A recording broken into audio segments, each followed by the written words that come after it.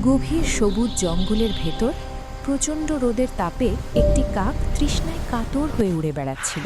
হঠাৎ সে দেখতে পেল জঙ্গলের মাঝে পড়ে আছে একটি পুরনো মাটির কলসি। আশা নিয়ে কাকটি কলসির কাছে গেল।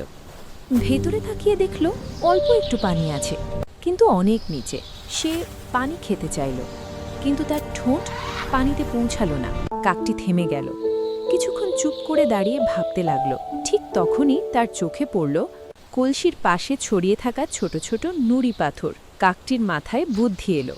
সে একে একে নুড়ি তুলে কলসির ভেতরে ফেলতে লাগলো। নুড়ি পড়তে পড়তে ধীরে ধীরে পানির স্তর উপরে উঠতে লাগলো। অবশেষে পানি উপরে এলো। কাকটি তৃপ্তির সাথে পানি পান করল। নতুন শক্তি নিয়ে কাকটি আকাশে উড়ে গেল, কারণ বুদ্ধি ও চেষ্টা থাকলে সব সমস্যারই সমাধান হয়। বন্ধুরা, এরকম আরও মজাদার আর শিক্ষণীয় গল্প পেতে আমার চ্যানেলটিকে সাবস্ক্রাইব করতে ভুলো না যেন।